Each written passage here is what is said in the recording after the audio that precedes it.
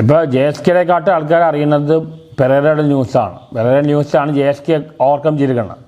JSK ഒരുപാട് നാളത്തെ hard വർക്കോടെ അവരുണ്ടാക്കിയത്, അതെല്ലാം പോയിരിക്കുകയാണ് ഇപ്പോൾ. ഞാൻ പടം കണ്ടു. ഒരു ടിപ്പിക്കൽ സുരേഷ് ഗോപി ക്ലീശേ മൂവിയാണ്. സുരേഷ് ഗോപിയുടെ അതേ കാര്യങ്ങൾ. പക്ഷേ ഞാൻ ട്രെയിലർ കണ്ടപ്പോൾ പറഞ്ഞ പോലെ ലാഗ് സംഭവമില്ല. പിന്നെ മാർക്കറ്റിംഗ് അവർ തന്നെ ചെയ്തല്ല, മാർക്കറ്റിംഗ് ഓൾറെഡി നടന്നിട്ടുണ്ട്. പടം ഫസ്റ്റ് ഹാഫിലെ ക്ലൈമാക്സിൽ ഫസ്റ്റ് ഹാഫിലെ ഇൻ്റർവ്യൂവിൽ നന്നായിട്ട് തീർന്നിട്ടുണ്ട്. പടം കണ്ടിരിക്കാം. ഒരു ഗരുഡൻ പോലെയല്ല കാണുന്ന മൂവി.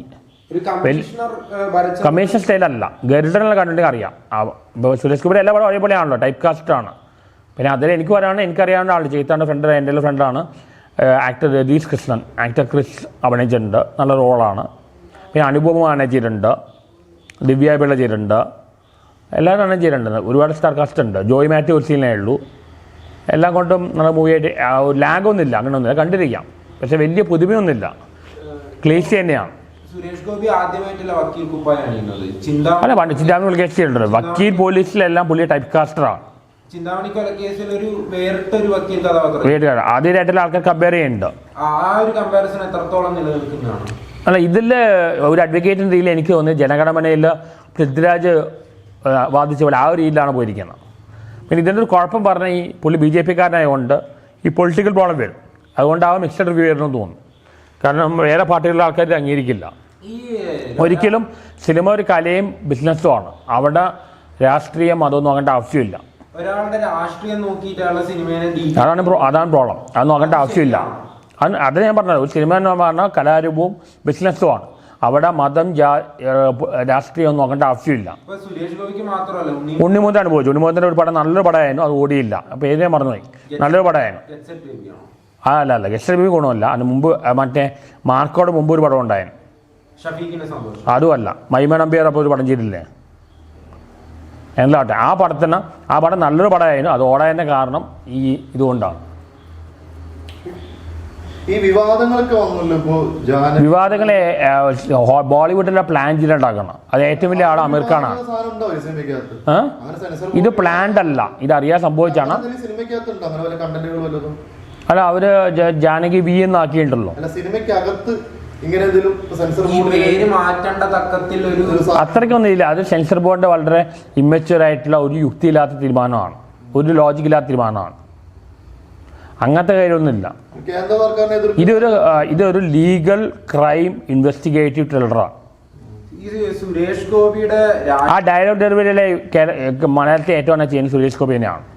ഈ സുരേഷ് ഗോപിയുടെ രാഷ്ട്രീയ പശ്ചാത്തലം വെച്ചിട്ടാണോ സെൻസർ ബോർഡ് ഇതുപോലത്തെ ഒരു നിലപാട്? അതായത് അദ്ദേഹത്തെ മനഃപൂർവ്വം നോവിക്കാൻ വേണ്ടിയിട്ടാണ്? അതല്ല, ഇന്റേണൽ കളികളാണ്, നമുക്ക് പറയാൻ പറ്റില്ല എങ്ങനെയാണ്. ഇപ്പോൾ എമ്പുരാന്റെ കാര്യമാണെങ്കിലും ഒന്നും നമുക്ക് പറയാൻ പറ്റില്ല എന്താണ് ശരിക്കും സംഭവിച്ചത്. ഇപ്പോൾ എമ്പുരാൻ ഇറങ്ങിയപ്പോഴാണ് മോഹൻലാൽ പുള്ളി ഷോക്കായി പോയി. അതൊന്നും പറയാൻ പറ്റില്ല എങ്ങനെയാണ്. പക്ഷേ എന്തൊക്കെ വന്നാലും ഒരുപാട് കോൺട്രവേഴ്സിയിലാക്കി JSK നന്നായിട്ട് വന്നതാണ്. അത് മുഴുവൻ മുങ്ങിയിരിക്കുകയാണ്. പെരേര മുക്കിയിരിക്കുകയാണ്. പെരേരയുടെ ന്യൂസാണ് JSKയുടെ ന്യൂസിനെക്കാട്ടും ഇപ്പോൾ സ്പ്രെഡ് നടക്കുന്നത്. നിന്നെ ഞാൻ നോക്കി വെച്ചിട്ടുണ്ട്, ലാലിട്ട് പറഞ്ഞ പോലെ സുരേഷ് ഗോപി നോക്കി വെച്ചിട്ടുണ്ട് പെരേരയാണ്. സുരേഷ് ഗോപി തോറ്റു, അലൻ ജോസ് ജയിച്ചു എന്നാണോ? സുരേഷ് ഗോപി തോറ്റു, അലൻ ജോസ് ജയിച്ചു. നിന്നെ ഞാൻ നോക്കി വെച്ചിട്ട് ലാലിട്ട് പറഞ്ഞില്ല, അതേപോലെയാണ് സുരേഷ് ഗോപി പെരേര നോക്കി വെച്ചിട്ടുണ്ടോ? പെരേരക്ക് വേറെ ഒരു ക്വസ്റ്റ്യൻ ഇറക്കാൻ തോന്നിയില്ല, ഇല്ലെന്ന് ഇറക്കാൻ തോന്നി. ഇത് എത്രയോ വർഷത്തെ കഷ്ടപ്പാടാണ്. ഒറ്റ ഇതിൽ വൈറ്റ് വൈസ് ഇതായി പോയി. ഡയലോഗുകൾ വരാം. നിന്നെ ഞാൻ നോക്കി വെച്ചിട്ടുണ്ട്. ഈ പടത്തിന്റെ ടെക്നിക്കൽ ആസ്പെക്ട് എങ്ങനെയുണ്ടായിരുന്നു? എഡിറ്റിംഗ് നല്ലതാണ്. എന്ന് പറഞ്ഞാൽ ഈ ലോഹം പോലെ മോഹൻലാലിന്റെ ലോഹം മനസ്സിൽ ഭയങ്കര ഫാസ്റ്റ് ആണ്. അത്ര ഫാസ്റ്റ് അല്ല, സ്ലോ അല്ല, നല്ല പേസിൽ പോകുന്നുണ്ട്. അത് ട്രെയിലർ കണ്ടപ്പോൾ മനസ്സിലായി. അത് നല്ലതാണ്. എല്ലാം ഇന്റലിജന്റ് സ്ക്രിപ്റ്റ് നല്ല ഇന്റലിജന്റ് ആണ്. നമുക്ക് മനസ്സിലാവുന്ന കാര്യം തന്നെയാണ്. ഒരുപാട് ട്വിസ്റ്റിലുണ്ട്.